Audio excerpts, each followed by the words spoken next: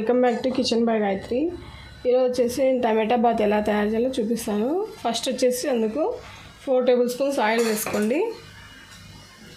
ఇంకొచ్చేసి 3 table spoons వచ్చేసి నెయ్యి అండి. నెయ్యితో ప్రిపేర్ చేద్దాం. 2 కలిపి వేస్తే బాగుంటుంది. కావాలంటే మొత్తం నెయ్యి తినేవాళ్ళు మొత్తం నెయ్యితోనే వేసుకోవచ్చు, లేదంటే ఆయిల్ అయినా వాడచ్చండి. ఫస్ట్ వచ్చేసి మనం కొద్దిగా ఆయిల్ ఎక్కువ పడుతుందాం దీనికి. ఫస్ట్ వచ్చేసి మనం జీలకర్ర ఆవాలు వేయించుకుందాము. ఈ విధంగా జీలకర్ర ఆవాలు వేసిన తర్వాత కొద్దిగా చిటపక్కన తర్వాత ఎండుమిర్చి 3 ఎండుమిర్చి తీసుకురండి. సగాన్ని కట్ చేసి ఈ విధంగా వేసుకున్నాను. నెక్స్ట్ వచ్చేసి కరివేపాకు. నెక్స్ట్ వచ్చేసి ఆనియన్స్ అండి. పెద్ద ఆనియన్ తీసుకొని ఈ విధంగా చిన్న చిన్న ముక్కలుగా కట్ చేసుకొని వేసుకుంటున్నాను. ఈ విధంగా ఆనియన్స్ వేసుకున్న తర్వాత కొద్దిగా అలా కలపండి. కొద్దిగా ఆనియన్స్ రెడ్ కలర్ వచ్చిన తర్వాత మనం టమాటాలు యాడ్ చేసుకుందాం. ఇప్పుడు వచ్చేసి 2 టమాటాలు తీసుకున్నాను అండి నేను. ఒకటి చిన్న సైజ్ది, ఒకటి పెద్ద సైజ్ టమాటా తీసుకున్నాను. టమాటాస్ ఎక్కువ వేస్తేనే బాగుంటుందండి టమాటా బతుకు. నెక్స్ట్ వచ్చేసి పచ్చిమిర్చి 3 పచ్చిమిర్చి తీసుకున్నాను, చిన్న చిన్న కట్ చేసి పెట్టుకున్నాను. 2 యాడ్ చేసేసుకున్నాం. తర్వాత వెంటనే ఈ బుడ్డలు ప్లస్ శనగబాయలండి నానబెట్టి పెట్టుకున్నాను వాటర్లో. నేను బుడ్డలు శనగబాయలు 2 వచ్చేసి నానబెట్టి పెట్టుకున్నాను. ఈ విధంగా జస్ట్ మనము ఈ ప్రిపేర్ చేసేలోపు నానిపోతాయి. అప్పటికి ఫస్ట్ నానబెట్టి పెట్టుకొని తర్వాత ఈ ప్రాసెస్ చేయండి. ఈ విధంగా నానబెట్టిన తర్వాత మొత్తం క్లీన్ చేసి ఇందులో యాడ్ చేసేసుకుందాం. ఈ విధంగా మొత్తం వేసేసుకుందాం. అలా యాడ్ చేసుకున్న తర్వాత మొత్తం ఒకసారి కలిపేద్దాము. మనకి టమాటాలు అనేవి మెత్తగా మగ్గిపోవాలండి. ఫస్ట్ మీరు బుడ్డలు శనగబాయలు అనేవి ఆయిల్ యాడ్ చేయదండి. అవి రోస్ట్ అయిపోతాయి, పూర్తిగా గట్టి అయిపోతాయి, తినడానికి ఇబ్బందిగా ఉంటుంది. ఈ విధంగా టమాటాలు మనం పచ్చిమిర్చి యాడ్ చేసేటప్పుడు ఇందులో వేస్తే గట్టి కాకుండా మెత్తగా అలాగే ఉంటాయి. ఇప్పుడు వచ్చేసి మనం టమాటాలు మగ్గనిద్దాము. అవి మెత్తగా అయ్యేదాకా ఇలా మూత ఉంచి 1 మినిట్ మగ్గనిద్దాం హై ఫ్లేమ్లో. ఇప్పుడు మగ్గాయేమో చూద్దామండి. 2 మినిట్స్ తర్వాత ఈ విధంగా కలిపేసి ఇప్పుడు వచ్చేసి ఎల్లిపాయలండి.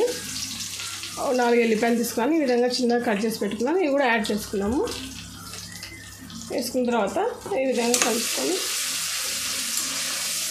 ఇంకా 1 మినిట్ కొంచెం సిమ్లో పెట్టేసి ఇవి కొద్దిగా మగ్గనిద్దాము. ఇప్పుడు మూత తీసి చూద్దామండి. ఈ విధంగా మగ్గిపోయింది కదా.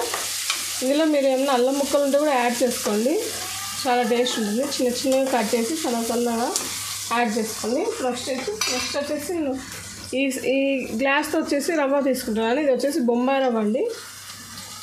బొంబాయి రవ్వ ఇది వచ్చేసి ఈ గ్లాస్తో ఒక రవ్వ తీసుకున్నాం కాబట్టి 4 గ్లాసుల వాటర్ యాడ్ చేసుకున్నాం. అదే గ్లాస్తో 4 గ్లాసుల వాటర్ యాడ్ చేసుకున్నాము. 4 గ్లాసులు వాటర్ యాడ్ చేసుకున్నాక ఇందులో వచ్చేసి ఒక చిన్న టీ స్పూన్ వచ్చేసి పసుపు, నెక్స్ట్ వచ్చేసి రాళ్ళ ఉప్పు సరిపడంత వేసుకొని మొత్తం కలిపేద్దాము. ఒకసారి కలిపేసిన తర్వాత కొద్దిగా కొత్తిమీర అండి వేసి ఉడకనిద్దాము. ఈ విధంగా కొత్తిమీర అంతా వేసేసి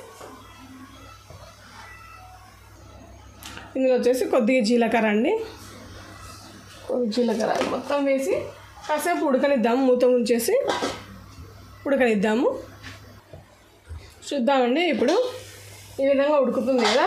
ఇప్పుడు వచ్చేసి మనం గ్లాస్ వచ్చేసి బొంబాయి రవ్వ తీసుకున్నాం కదా.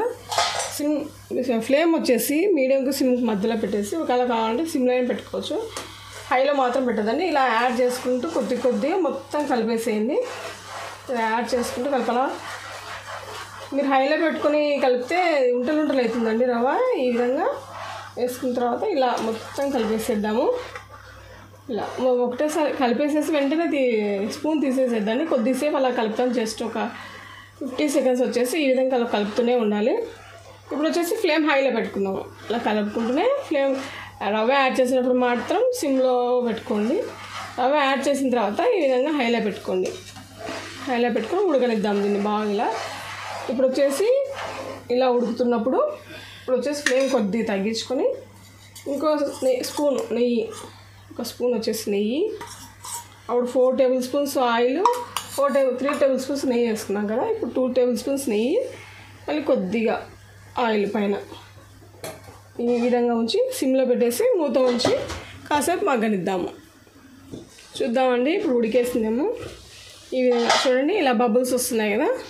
ఇప్పుడు వచ్చేసి మళ్ళీ ఒకసారి ఈ విధంగా కలిపేసి ఈ విధంగా ఉండాలండి. చూడండి ఈ విధంగా ఉంది, ఇలా ఉండాలి. ఇప్పుడు వచ్చేసి మరి కొంచెం కొత్తిమీర ఉంది కదా, మొత్తం చల్లేసి సిమ్లో పెట్టేసి జస్ట్ ఒక 1 మినిట్ సిమ్లో పెట్టి అలాగే ఉడకనిద్దాము. చూద్దామండి ఇప్పుడు. అంతే అండి, వేడివేడిగా టమాటా బాత్ రెడీ అయిపోయింది.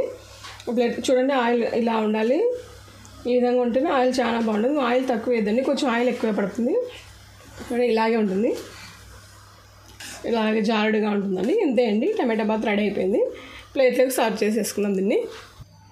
ఇంతే అండి, వేడివేడిగా టమాటా బాత్ చట్నీ అండి, పప్పుల చట్నీ రెడీ అయిపోయింది. ఈ చట్నీతో టమాటా బాత్ అంటే చాలా టేస్ట్ ఉంటుంది. చూడండి కన్సిస్టెన్సీ ఈ విధంగా ఉండాలి. మధ్యలో చట్నీ వేసుకొని తింటే చాలా చాలా టేస్ట్ ఉంటుంది. ట్రై చేసి చూడండి మీరు. ఈ వీడియో మీకు నచ్చింది అనుకుంటున్నాను. నచ్చితే లైక్ చేయండి, షేర్ చేయండి, సబ్స్క్రైబ్ చేయండి, పక్కన ఉన్న బెల్ ఐకాన్ని క్లిక్ చేయండి. ఇంకా మంచి మంచి రెసిపీతో మేము ముందుకు వస్తామండి. అంతవరకు సెలవు, నమస్తే, బాయ్.